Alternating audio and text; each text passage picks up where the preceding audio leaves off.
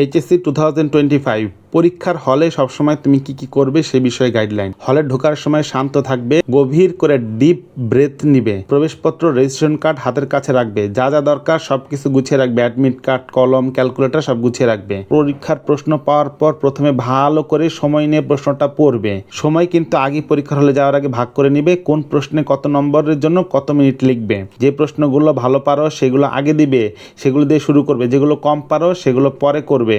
খুব বেশি ঘাবড়ে গেলে কিছুক্ষণ চোখ বন্ধ করে ডিপ ব্রেথ নিবে, নিঃশ্বাস জোরে ছাড়বে, নিবে, তাহলে দেখবে রিল্যাক্স ফিল করবে। প্রতিটা প্রশ্নের উত্তর বুঝে বুঝে উত্তর করবে। সরাসরি প্রশ্নে না গিয়ে আগে প্রশ্ন কি জানতে চেয়েছে ভালো করে পড়বে, ফরম্যাট বুঝে লিখবে। হাতের লেখা পরিষ্কার এবং পরিচ্ছন্ন স্পষ্ট করার চেষ্টা করবে।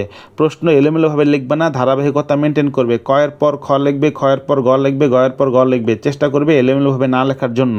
যদি প্রশ্ন অ্যান্সার করার সময় ভুল হয়ে যায় সাবধানে কাটবে, অতিরিক্ত ঘষাঘষি করবে না। অতিরিক্ত খাতায় রোল নাম্বার, রেজিস্ট্রেশন নাম্বার লিখতে ভুলবে না। খাতার মধ্যে রেজিস্ট্রেশন নাম্বার, রোল নাম্বার বারবার চেক করে লিখবে। সময়ের প্রতি খেয়াল রাখবে। যদি কোনো উত্তর বাকি থাকে সেগুলো গুছিয়ে লেখার চেষ্টা করবে। প্রশ্নপত্রে কোনো কিছু লেখালেখি করবে না যদি নিষেধ করে টিচার।